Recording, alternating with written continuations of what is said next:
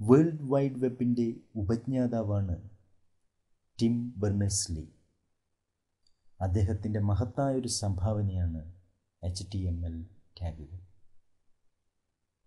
HTML ടാഗുകൾ ഉപയോഗിച്ച് ഇൻ്റർനെറ്റിലൂടെ വിവരങ്ങൾ കൈമാറാമെന്ന ആശയം ഇന്ന് ഈ ലോകത്തിൻ്റെ ആശയവിനിമയ രീതിയിൽ ഊഹിക്കാൻ പോലും പറ്റാത്ത വിധത്തിലുള്ള ഒരു വലിയ മാറ്റമാണ് ഉണ്ടാക്കിയിരിക്കുന്നത്.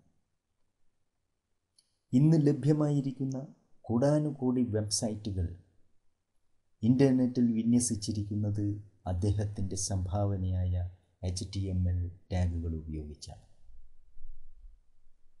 ഈ ലെസണിലുള്ള ഈ സ്റ്റെപ്പ് ഞാൻ അദ്ദേഹത്തെ നിങ്ങളുടെ മുമ്പിൽ ഓർമ്മിപ്പിക്കുവാൻ കൂടി വിനിയോഗിക്കുകയാണ്.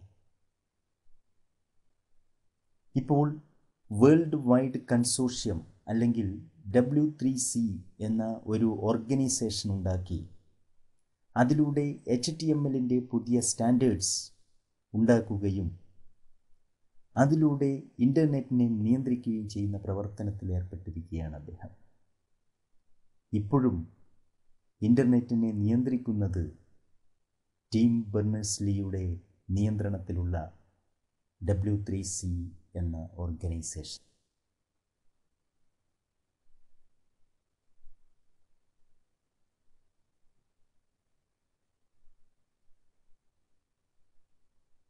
ഈ ഡോക് ടൈപ്പ് ടാഗിലൂടെയാണ് ബ്രൗസറിന് ഏത് വേർഷനുമായി W3C ഓർഗനൈസേഷൻ്റെ ഏത് HTML വേർഷനുമായി അല്ലെങ്കിൽ ഏത് HTML സ്റ്റാൻഡേർഡുമായി സപ്പോർട്ട് ചെയ്യുന്ന HTML ടാഗുകളാണ്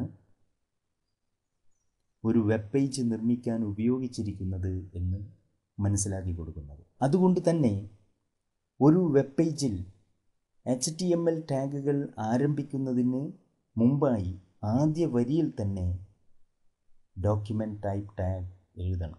HTML 4.01 വേർഷനിലൂടെ സ്ട്രിക്റ്റ്, ട്രാൻസിഷണൽ, ഫ്രെയിം സെറ്റ് എന്നീ 3 ഡോക്യുമെൻ്റ് ടൈപ്പുകൾ ഡിക്ലെയർ ചെയ്തിട്ടുണ്ട്. ഈ ഉദാഹരണത്തിലുള്ള DTD എന്ന എലിമെൻറ്റ് ഡോക്യുമെൻ്റ് ടൈപ്പ് ഡെസ്ക്രിപ്ഷൻ. ഈ എലിമെൻറ്റ് ബ്രൗസറിനോട് നിർദ്ദേശിക്കുന്നത് ഈ ഡോക്യുമെൻറ്റിൽ അല്ലെങ്കിൽ ഈ വെബ് പേജിൽ XHTML 1.0 എന്ന HTML വേർഷനും ട്രാൻസിഷണൽ എന്ന ടൈപ്പുമായി അല്ലെങ്കിൽ സ്റ്റാൻഡേർഡുമായി സപ്പോർട്ട് ചെയ്യുന്ന ടാഗുകളാണ് ഉപയോഗിച്ചിട്ടുള്ളത് എന്നാണ്. ഇതിലുള്ള വെബ്സൈറ്റ് അഡ്രസ് ഈ ഡോക്യുമെൻറ്റിൽ എഴുതിയിരിക്കുന്ന ടാഗുകളുടെ കറക്റ്റ്നെസ് വേണമെങ്കിൽ ചെക്ക് ചെയ്യുവാനുള്ള വെബ്സൈറ്റിൻ്റെ പേരാണ്. W3C ഓർഗനൈസേഷൻ്റെ വെബ്സൈറ്റിൻ്റെ പേരാണ്. നിങ്ങളുടെ വെബ് പേജിൽ ട്രാൻസിഷണൽ ടൈപ്പ് ഉപയോഗിക്കുന്നതാണ് നല്ലത്. കാരണം വളരെ ഫ്ലെക്സിബിളായിട്ടുള്ള ഒരു സ്റ്റാൻഡേർഡാണിത്. ഒട്ടുമിക്ക HTML ടാഗുകളും ഈ ടൈപ്പുമായി നന്നായി സപ്പോർട്ട് ചെയ്യുന്നതാണ്. ഈ ഡോക് ടൈപ്പ് ടാഗ് കോപ്പി ചെയ്ത് നിങ്ങളുടെ വെബ് പേജ് തുറന്ന്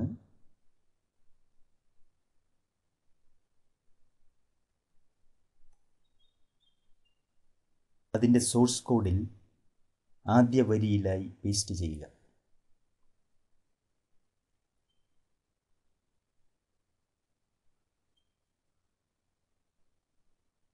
അങ്ങനെ എല്ലാ പേജിലും പേസ്റ്റ് ചെയ്ത് റിഫ്രഷ് ചെയ്യുക.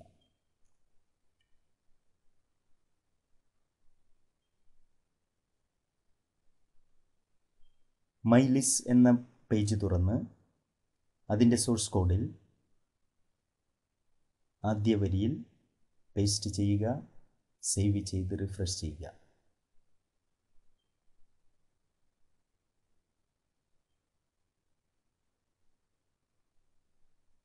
അതുപോലെ തന്നെ മൈ ടേബിൾ എന്ന പേജിലും അതിൻ്റെ സോഴ്സ് കോഡിൽ ആദ്യ വരിയിൽ പേസ്റ്റ് ചെയ്ത് സേവ് ചെയ്ത് റിഫ്രഷ് ചെയ്യുക.